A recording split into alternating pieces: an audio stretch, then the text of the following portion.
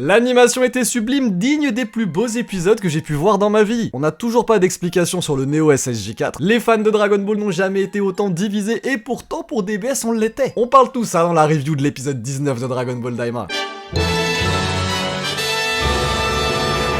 Bon, je vais commencer par vous donner mon avis sur l'épisode, même si... je vais me faire des ennemis. Et oui, je vais me faire des ennemis, parce que non, j'ai pas aimé. Je vois, alors j'étais assez surpris, j'ai regardé l'épisode tranquillement hier, dès qu'il est sorti sur Crunchy. Je fais ma petite vidéo react à chaud, du coup je swipe un petit peu sur les réseaux sociaux, et je vois tout le monde hypé. J'ai retourné ma veste, Dragon Ball Daima, mais c'est trop bien, c'est une dinguerie. Tous ceux qui ont arrêté Daima, revenez vite, etc. J'ai pas compris. Je me suis senti un peu seul, parce que, moi, premier degré, j'ai pas du tout aimé, en dehors de l'animation, qui est vraiment, on va y revenir, l'animation est exceptionnelle, voilà, vraiment, et d'ailleurs il y a des scènes en particulier dont je veux absolument parler, hein, notamment les transformations de la fin, on va en parler, c'était magistral, j'ai kiffé, j'étais là, ouh.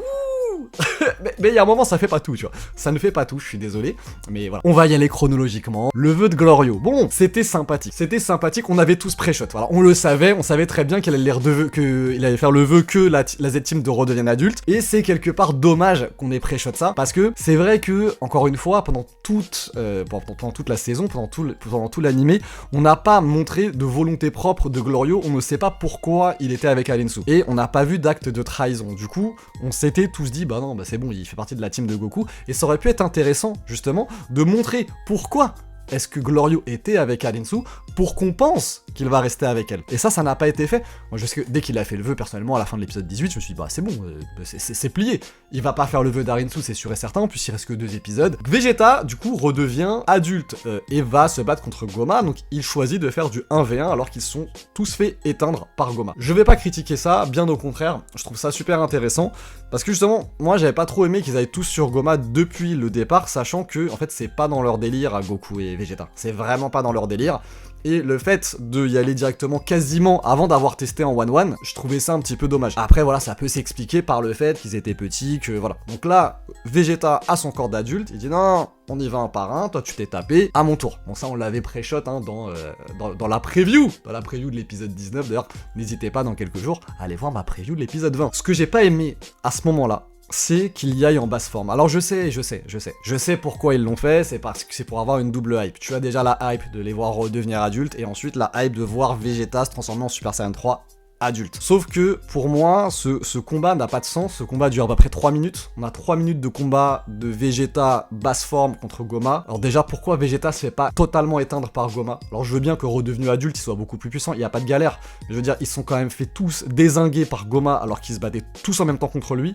Et là, ils arrivent genre un petit peu à lui tenir tête. J'ai trouvé ça pas très intéressant, et en fait on ne voulait pas voir ça. Directement, il est redevenu adulte, ok, vas-y, tape-toi, donne le maximum, mets-toi en SSJ3.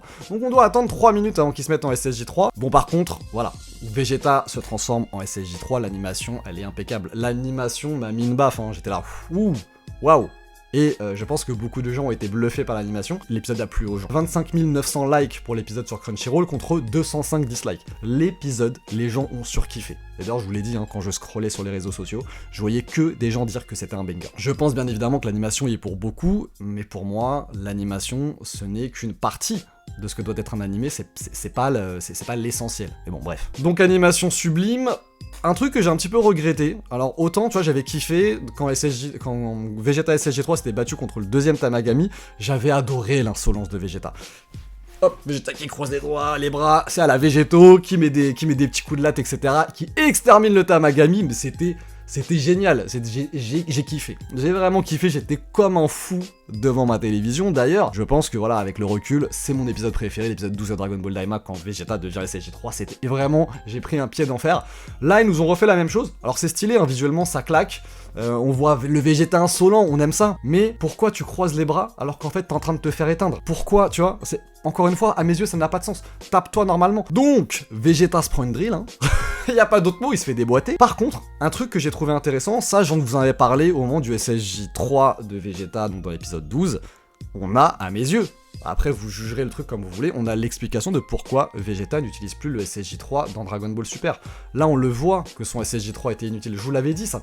Je vous l'avais dit que, là, ok, le Tamagami numéro 2, il l'a déglingué. Mais contre un mec plus fort, contre qui tu ne vas pas pouvoir gagner en 3 minutes, tu ne peux pas utiliser le SSJ3, et ça, Vegeta s'en est rendu compte. Il l'utilise contre Goma, parce qu'il est plein d'arrogance, plein de fierté, et il se rend compte qu'en fait, cette forme n'est pas la bonne quand il n'est pas sûr de gagner le combat rapidement. Ça, j'ai trouvé que c'était intéressant. Ouais, ça fait partie des explications où je vous disais, il faut tout simplement attendre.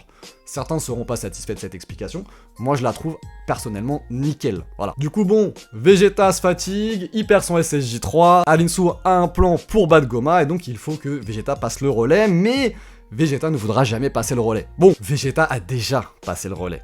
Il y a pas de souci. Là, c'est le truc de dire oui, il préférera mourir que de trucs. Non. Mais on s'en fout. Je vais pas gueuler là-dessus parce que ça nous a amené une des scènes les plus drôles que j'ai eu dans Dragon Ball Daima. Je suis un gamin, j'ai rigolé, j'étais mort. Franchement, j'étais mort. J'étais avec un pote quand je l'ai regardé. On a dû faire pause. J'étais mort de rire. Le truc de ouais, Vegeta, on prendra plus jamais de bain ensemble. La blague déjà me fait rire. La blague me fait rire. Mais c'est surtout sa tête. Il a. C'est pas genre il a hésité, s'il l'a fait. Et là, il est venu en vitesse lumière, il a dit ah c'est bon, je laisse mon temps. Ça m'a terminé, franchement c'était très très drôle. Et c'est drôle du fait que ce soit Vegeta. Bon, j'ai vu plein de commentaires, oui il a perdu son aura, bla. C'est rigolo, voilà. Du coup vient le combat Goku contre Goma. Et là j'ai beaucoup de choses à dire, parce qu'il y a du excellent, et il y a du très mauvais. Bon, on va commencer par le mauvais, parce qu'ici apparemment on est des aigris. Pourquoi ce remake, pourquoi ce reboot, pourquoi ce remaster, pourquoi ce clin d'œil, comme disent certains, de l'arc-bout? Le truc de on va gagner du temps, ça c'est le SSJ1, ça c'est le SSJ2, ça c'est le SSJ3. Cette scène était éteinte. Je suis désolé, il y en a plein qui ont kiffé, ah c'est masterclass. Non, c'était pas masterclass. C'était masterclass parce que l'animation était masterclass. Ah oui, l'animation, ah les gars, je pense que c'est un des meilleurs... Alors, non, le meilleur passage, il vient juste après, mais c'est un des meilleurs passages d'animation que j'ai pu voir de toute ma vie sur du Dragon Ball. C'était... bijou. La transformation de Goku SSJ3, bijou. Mais déjà, le SSJ3, en fait... Comment arrive le SSJ3? La scène où arrive le SSJ3 dans Dragon Ball Z, c'est déjà la moins iconique, la moins légendaire des 3 Super Saiyan. Beaucoup seront pas d'accord. J'ai pas dit que la transformation était la moins légendaire. Prends Goku SSJ1. Pourquoi c'est incroyable? Pourquoi tout le monde en parle, etc. Parce que c'est teasé depuis le début de l'arc Namek avec Vegeta. Depuis le début, on te parle du Super Saiyan. Voilà, ça fait très longtemps que tu l'attends et bim, il arrive. Tu te dis ah c'est ça le Super Saiyan, c'est incroyable, c'est trop stylé. Voilà, ça rentre dans la légende. Le SSJ2, c'est pareil, c'est teasé depuis plus longtemps parce que c'est teasé depuis le combat de Goku contre Raditz, Goku Piccolo contre Raditz, où tu vois Gohan qui éclate la capsule de Raditz et tu te dis mais en fait il est fort de fou celui-là là. Et tu le revois plusieurs fois, tu le revois contre Nappa, tu le revois contre Vegeta, qu'il est fort, mais ça n'arrive jamais. Jamais tu as ce truc où Gohan va gagner, va faire une dinguerie. Ensuite contre Freezer aussi. Et là enfin contre Cell, bah SSJ2. Et tu kiffes parce que tu l'attends depuis longtemps. Tu l'attends et il arrive. Et le SSJ3, c'était iconique. C'est pas légendaire pour moi le SSJ3, mais c'est iconique pourquoi? On remet vite fait en contexte, Goku est en train d'apprendre la fusion à Goten et Trunks. Il y a Boo qui est en train de tout ravager, Goku veut gagner du temps en réalité. Donc il y va, il lui fait une petite démonstration de force, il dit bon bah voilà, je vais te montrer un petit peu. Alors ça c'est le SSJ hein. Et là toi t'es devant ton écran, attention je parle pour ceux qui n'ont pas été spoil. Voilà, c'est sûr que si tu savais déjà, bon... ça marche moins bien. Et là tu dis mais on s'en fout. Oui voilà, SSJ1, SSJ2, et alors? Et alors? On s'en fout, montre-nous Gotenks. C'est ça que tu veux. Et là, Goku il te sort une fois, il te fait. Et ensuite, là tu fais quoi? Attends. Qu'est-ce qu'il dit lui? Comment ça et ensuite? Et là, bah, il se transforme en SSJ3. Et là tu pètes ton crâne. Tu te dis mais c'est une dinguerie ce qui est en train de se passer. C'est fantastique. Y a pas d'autre mot. C'est incroyable. Comment ça?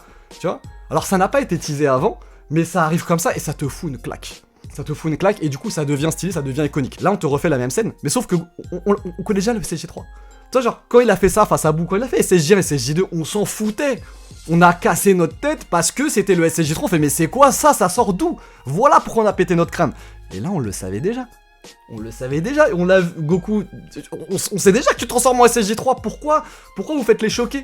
Le SSJ3! C'était une dinguerie pour Vegeta, et encore pour Vegeta adulte. Oh là là, le SSJ3! Il l'a fait en enfant, évidemment qu'il le fait en adulte. Pourquoi vous faites semblant d'être choqué? Et après, voilà, il nous met le petit Soshite. Ensuite, en japonais, un petit bonus. Genre là, tu pourrais dire, ouais, dinguerie. Mais sauf qu'on l'avait déjà vu, le SSJ4. Le Neo SSJ4, on l'a vu dans l'épisode 18. Pourquoi vous faites les mecs... Alors quand je parle pas de vous les spectateurs, je parle de la Z-Team là qui regarde. Oh là là. Genre Vegeta, Masaka, impossible. Il l'a fait enfant. Comment ça impossible adulte? Voilà. Par contre, et là, je vais être élogieux. Je vais être élogieux de fou. Cette scène, Emma, elle est incroyable. Elle est magnifique. Elle est encore mieux. Je vais me faire descendre, je m'en fous. Fâchez-vous comme vous voulez. Elle est encore mieux en termes d'animation et tout ça que l'Ultra Instinct. Elle est... c'est un truc... Quand il est en SSJ3 là, vous l'avez en tête là, c'est obligé, toute votre vie vous allez la garder en tête. Il est en SSJ3 là, bah, hop, petit bonus, tac, et là il enlève son haut. Et il est torse nu en SSJ3 comme ça. Oh, cette scène, elle dure 3-4 secondes, elle est indescriptible. Elle est... Merci. Ça, j'ai kiffé. Ce moment, j'ai kiffé, j'étais comme un fou. Après, on voit le SSJ4, le Neo SSJ... Moi, je m'en foutais, hein. Sincèrement, je dis oui, d'accord, ok, il est en Neo SSJ4. Oh là là. On l'a vu enfin. Oui, mais c'est pas pareil, là, il est adulte. Mais on le savait, en fait. On s'en fout, on le savait. Mais j'avoue que la scène là... Après, tu vois, ils reprennent des plans parce que ce plan là, comme ça, Goku SSJ3 avec le bras en l'air, on l'a déjà vu. Le SSJ4 là, quand il monte sur son rocher, c'est une scène de GT, on l'a déjà vu aussi. Certains ils voient des clins d'œil et c'est tant mieux pour eux, je vous envie. Je vous jure, je vous envie. J'ai envie d'être comme vous et de kiffer. Parce que moi, jusqu'à l'épisode 12, j'étais comme un déglingo. Hein. Je kiffais chaque épisode. Hein. Je vous envie. Je suis pas en train de dire oui, non, vous avez tort, non. Kiffez, c'est trop bien, les gars. C'est trop bien. Moi, malheureusement, je suis arrivé à un stade, tu vois, j'ai défendu. Et en fait, pour moi, tu vois, là maintenant, le 18 en réalité a été la goutte d'eau. Heureusement que ça apparaît au 18. Le 18 m'a terminé, c'est fini. 19, voilà, je suis dégoûté. Je ne peux pas y voir un clin d'œil. J'y vois une copie sans inspiration et carré par l'animation. Dites-moi vraiment en commentaire ce que vous en avez pensé, vraiment premier degré. Parce que là, pour le coup, j'ai l'impression que réellement tout le monde a kiffé, que je suis... même ceux qui kiffaient pas, même ceux qui disaient depuis le début que c'était éteint, ils disent « Ah non, mais je retourne ma veste, finalement c'est trop bien. » Voilà, est-ce que c'est moi qui suis aigri parce que l'épisode 18 m'a trop dégoûté et que du coup je n'aime plus rien?